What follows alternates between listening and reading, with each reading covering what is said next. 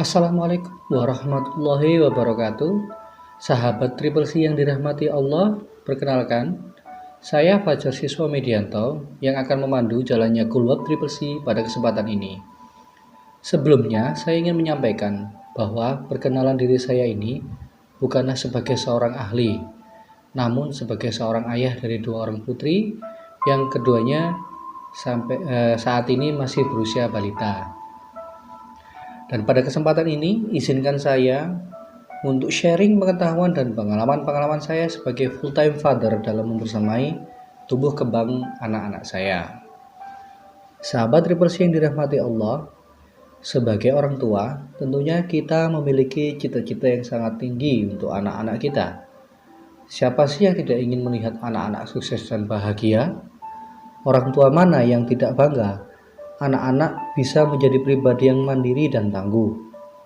Seperti yang diperintahkan dalam surat An-Nisa ayat 9 yang bunyinya, dan hendaklah takut kepada Allah orang yang meninggalkan di belakang mereka anak-anak yang lemah, yang khawatir terhadap kesejahteraan mereka. Oleh karena itu, hendaklah mereka bertakwa kepada Allah, dan hendaklah mereka mengucapkan perkataan yang benar. Shadaqallahul adzim. Sahabat Triple C yang dirahmati Allah, dari surat tersebut saya pribadi mendapat teguran sekaligus petunjuk dari Allah, yaitu sebagai orang tua kita tidak hanya menginginkan anak sebagai pribadi yang mandiri dan tangguh, ditambah lagi menjadi orang yang sukses dan bahagia. Namun hal tersebut rupanya adalah merumpahkan perintah langsung dari Allah Subhanahu wa taala kepada setiap orang tua. Maka dari dasar itu, saya sebagai orang tua merasa perlu membersamai anak dalam pertumbuhan mereka tentunya. Tidak hanya itu, ada juga hal yang perlu kita waspadai sebagai orang tua pada era yang sangat terbuka ini. Anak-anak dapat dengan mudah mengakses informasi-informasi yang terkadang malah dapat menyesatkan mereka. Entah itu dari YouTube, Instagram, atau mungkin akhir-akhir ini TikTok yang sudah semakin ramai. Karena pada masa ini banyak anak kecil yang ahli memainkan gawai daripada orang tuanya. Banyak anak kecil yang tanpa diajari, mereka sudah bisa bermain TikTok, Instagram, YouTube tanpa disadari orang tuanya. Dan tidak hanya itu saja, seperti yang kita ketahui bersama, masih banyak permasalahan anak-anak dan ragamnya sangat banyak sekali. Dari kenakalan yang biasa, yaitu kenakalan yang bisa kita toleransi seperti melempar mainan, tidak merapikan mainan, sampai dengan kenakalan yang luar biasa yang nantinya bisa sampai menjurus ke arah kriminalitas seperti tawuran dan kehamilan di luar nikah. Tanpa disadari, beberapa hal yang buruk di masyarakat itu berakar pada keluarga. Salah satunya adalah kehilangan sosok orang tua, dalam hal ini ayah. Tentunya ketika saya membahas ini tanpa mengurangi rasa cinta dan hormat saya kepada seluruh ibu sebagai sosok penyayang dan perhatian yang luar biasa, dengan doa-doanya yang makbul. Dalam hal ini saya akan berbicara membatasi sebagai seorang ayah, yaitu sosok ayah sebagai seorang pemimpin, pelindung, pencari nafkah, pendidik, serta motivator bagi keluarga mereka. Sahabat Triple C yang dirahmati Allah, saya pribadi meyakini kedekatan anak terhadap orang tuanya sangatlah berpengaruh pada tumbuh kembang anak, baik ayah maupun ibu. Sekali lagi, dalam hal ini saya bahas adalah sosok ayah. Anak yang dekat dengan ayah akan tumbuh menjadi pribadi yang lebih kuat dan positif. Kedekatan dengan ayah akan mempengaruhi hubungan mereka dan cara memilih mereka, dari lingkungan sampai teman mereka, dari teman dekat sampai dengan teman hidup nantinya. Hal ini yang juga menjadi salah satu hal yang saya syukuri ketika saya mengambil keputusan resign dari pekerjaan lama dan memilih membuka usaha sendiri, di mana Allah memberikan saya rezeki yang tak tergantikan, yaitu berupa waktu-waktu yang lebih banyak untuk membersamai anak-anak. Sahabat Triple C yang dicintai oleh Allah, dari yang saya pahami dari literatur yang pernah saya baca, untuk anak laki-laki, ayah adalah role model dalam membentuk karakter sebagai laki-laki. Sedangkan untuk anak perempuan, ayah adalah laki-laki pertama yang dia kenal. Jika dilihat dari masa perkembangan anak dan kebutuhan mereka, saya secara pribadi membagi peran ayah menjadi 6 fase. Fase 1, fase anak masih dalam kandungan. Fase 2, fase anak baru dilahirkan. Fase 3, fase anak usia balita. Fase 4, fase anak baru masuk sekolah. Fase 5, fase anak usia remaja. Fase 6, fase anak telah dewasa. Sahabat Triple C yang dicintai Allah, pada fase 1 adalah fase ketika anak masih dalam kandungan. Sebenarnya, tugas seorang ayah sudah mulai terlihat, salah satunya seperti mensupport ibu yang sedang mengalami masa kesusahan karena kehamilannya. Sejumlah penelitian membuktikan kurang dukungan dari suami merupakan faktor yang paling menimbulkan kesedihan pasca persalinan. Tidak berhenti di situ saja, kesedihan pada ibu pada saat mengandung akan terkoneksi kepada anak dalam kandungannya. Singkatnya, perasaan ibu ketika hamil sangat dapat dirasakan oleh anak, dan nantinya dapat mengendap menjadi pikiran alam bawah sadar sang anak. Maka sangat penting menjadi ayah siaga demi menciptakan perasaan hangat, perasaan aman dan nyaman untuk ibu yang nantinya akan terkoneksi kepada sang bayi dalam kandungan. Salah satu bentuk support dalam masa kehamilan adalah membangun kedekatan dengan anak, adalah dengan cara sering mengajak bicara anak. Pada masa usia 16 minggu, bayi sudah dapat mendengar. Dengan sering mengajak ngobrol bayi dalam kandungan, bayi akan memperoleh banyak manfaat, seperti merangsang pendengaran, membuat anak merasa nyaman, dan memupuk kecerdasan mereka. Bisa juga dengan mendengarkan musik atau murotal Al-Quran. Namun menurut saya pribadi, lebih baik apabila Al-Quran yang diperdengarkan dengan suara dari ayah atau ibunya. Fase kedua, ayah dan bunda yang dirahmati Allah. Pada fase ini, sosok ayah sangat dibutuhkan, tepat saat ibu dalam proses menstabilkan kondisi pasca melahirkan. Ayah dapat menjadi sosok yang hadir memberikan rasa nyaman, rasa aman kepada anak.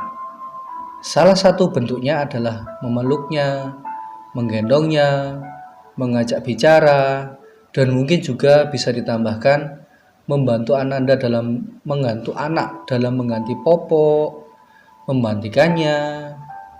Hal tersebut dapat dimanfaatkan untuk mempererat hubungan dalam keluarga. Tidak hanya ayah kepada anak, namun juga ayah kepada bundanya. Tentunya hal tersebut tadi dapat terjadi dengan syarat tanpa melupakan perhatian kepada ibunya yang baru melahirkan. Dikarenakan pada masa ini, bonding atau ikatan anak dan ibu masih sangat erat, sehingga keadaan emosi ibu masih terikat dengan erat kepada emosi sang anak. Ditambah lagi, kenyamanan ibu sangat berpengaruh pada jumlah ASI yang dikeluarkan, yang tentunya nanti akan diminum oleh sang bayi. Fase ketiga, sahabat yang dirahmati oleh Allah, fase di mana anak memasuki usia balita.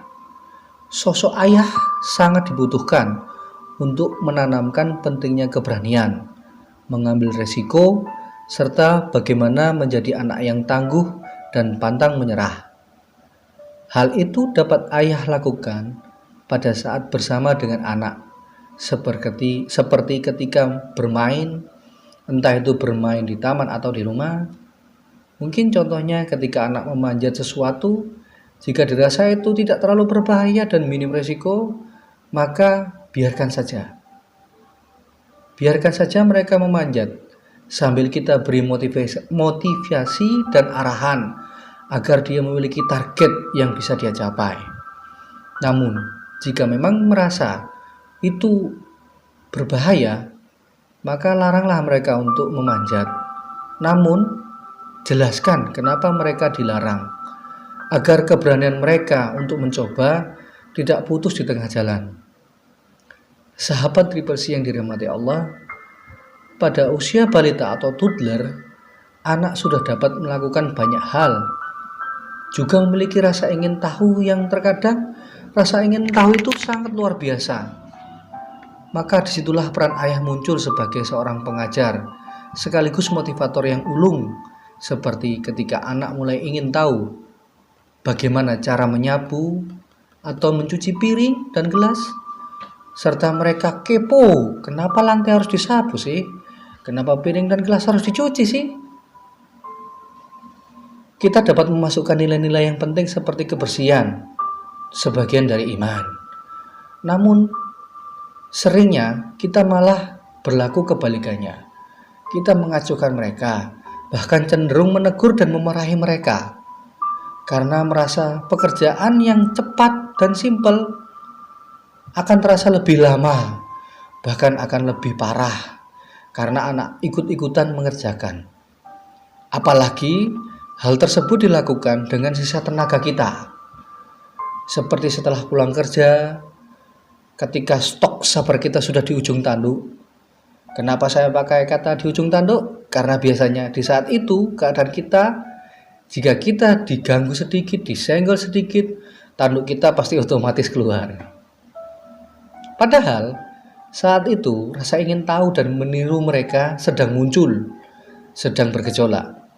Maka ketika itu saya pribadi sering mengembalikan itu semua untuk mengingat kenapa saya mau bersusah payah dalam bekerja.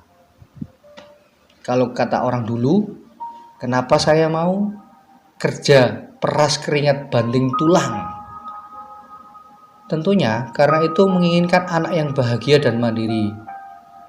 Dan ditambah, yang paling penting adalah tidak lupa bahwa anak adalah titipan dan amanah dari Allah. Maka jika itu terjadi, saya pribadi seringnya akan menghela nafas panjang, sembari mengelus dada, terus tidak lupa berucap sabar, sambil membiarkan anak-anak menyapu atau mencuci piring dan gelas. Ketika anak melakukan hal tersebut, kita mengajarkan cara menyapu atau mencuci piring dan gelas.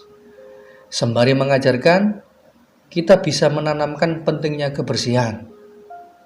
Perlu juga kita mengapresiasi mereka ketika mereka mau mengerjakannya. Dengan pujian itu sudah cukup.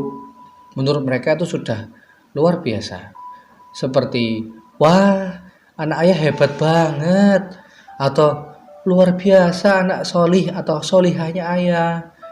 Sehingga mereka merasa bahwa yang dia kerjakan itu dihargai. Yang nantinya ketika sudah dewasa berefek kepada kehidupan mereka, seperti terbiasa dan paham arti dari kebersihan adalah sebagian dari iman, serta tertanam dalam alam bawah sadar mereka pentingnya kebersihan.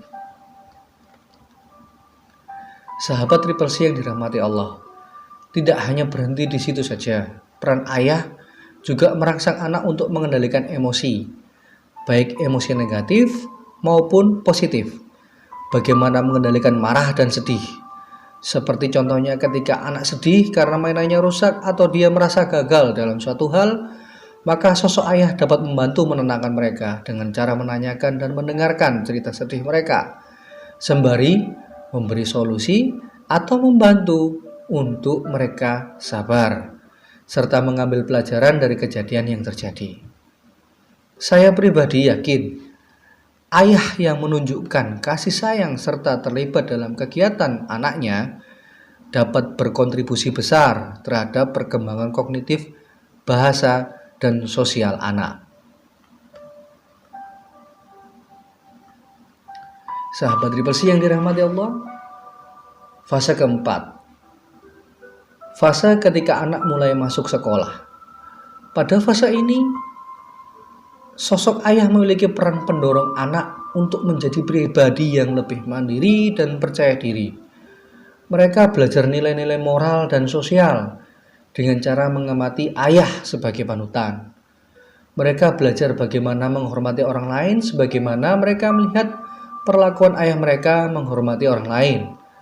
Mereka belajar bagaimana adab dalam berkomunikasi dengan orang yang lebih tua, seperti bagaimana ayah mereka berkomunikasi menggunakan adab kepada orang yang lebih tua.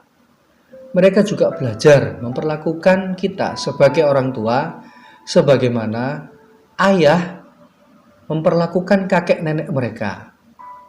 Bagaimana ayah mengenalkan empati kepada orang membutuhkan, maka dengan begitu akan tumbuh rasa empati dan peduli pada mereka terhadap lingkungan sekitar mereka. Insya Allah. Seperti quote yang pernah saya baca, "Children have never very good at listening to the elders, but they never fail to imitate them." Seorang anak tidak terlalu bagus dalam mendengarkan orang yang lebih tua, tetapi mereka tidak pernah gagal dalam mencontoh mereka. Fase kelima, yaitu fase masa anak remaja. Sahabat Triple C yang dirahmati Allah, fase ini adalah fase di mana sosok ayah adalah sosok yang diharapkan dapat menjadi teman sekaligus penasehat. Namun tentunya menjadi sosok pelindung dan motivator juga untuk mereka. Di masa ini adalah masa peralihan dari masa anak-anak menuju dewasa. Secara biologis akan ada banyak hormon yang secara kuantitas naik, sehingga menyebabkan adanya perubahan cara pandang dan sikap yang terjadi pada usia ini. Pada masa ini, mereka akan bertemu dengan banyak dinamika seperti hubungan dengan lawan jenis. Ada beberapa cerita yang pernah saya dengar tentang anak pada usia remaja, yaitu ketika anak perempuan dekat dengan ayahnya, maka dia tidak mudah dipengaruhi dalam tanda kutip oleh laki-laki lain, karena dia sudah mengetahui seperti apa sosok laki-laki yang pantas untuk dijadikan panutan dan contoh. Mereka sudah mengetahui cinta yang sesungguhnya, yang hangat dan peduli terhadap mereka itu seperti apa, sehingga dia tidak mudah dalam tanda kutip dibohongi atau digombalin laki-laki, atau dengan bahasa anak yang sekarang itu menjadi bucin. Sedangkan untuk anak laki-laki, dengan melihat ayahnya, maka dia belajar bagaimana menjadi seorang laki-laki sebenarnya, bagaimana cara berpikir seorang laki-laki sebagai pemimpin dan pelindung dari perempuan. Mereka mencontoh itu dengan cara melihat bagaimana sang ayah memperlakukan ibunya. Sahabat Triple C yang dirahmati Allah, pada masa ini mereka lebih membutuhkan sosok seorang ayah secara emosional daripada sosok fisiknya. Mereka membutuhkan sosok ayah yang dapat dijadikan teman berbicara dan pemberi nasihat mengenai sesuatu hal yang mereka alami. Mereka juga butuh sandaran yang bisa dijadikan sebagai tempat beristirahat dan bertanya tentang hal-hal yang terjadi di sekitar mereka, yang mungkin mereka kurang pahami atau mereka ragu-ragu di dalamnya. Dan tidak lupa juga, ayah dibutuhkan sebagai sosok pemberi nasihat tentang perencanaan mereka di masa depan. Lalu yang terakhir, ayah bunda yang dicintai Allah, fase ke-6. Fase akhir yaitu pada saat anak dewasa. Di fase ini, sosok ayah sudah tidak terlalu berperan di kehidupan keseharian mereka, karena mereka sudah dapat dibilang mandiri dan memiliki keinginan sendiri. Hanya saja, proses dari sebelum lahir sampai remaja dalam membersamai mereka akan sangat berpengaruh di kehidupan sosial mereka. dari bagaimana menghormati orang tua sampai bagaimana membimbing orang di bawahnya atau anaknya kelak. Di fase ini, ayah berperan sebagai support dalam proses menggapai cita-cita dan harapan di kehidupannya, sambil terus menjadi tempat sandaran yang menenangkan ketika mereka merasa lelah di rutinitas dan kesehariannya. Sebagai penutup dari materi saya adalah menjadi ayah biologis adalah anugerah dari Allah, sedangkan menjadi ayah ideologis adalah tugas yang diberikan kepada seluruh ayah yang nantinya akan diperhitungkan di yaumil akhir. Akhir kata, saya ucapkan terima kasih dan mohon maaf apabila ada kesalahan, karena sebenar-benarnya itu milik Allah, sedangkan adapun kesalahan itu adalah milik saya. Saya cukupkan sekian. Assalamualaikum warahmatullahi wabarakatuh.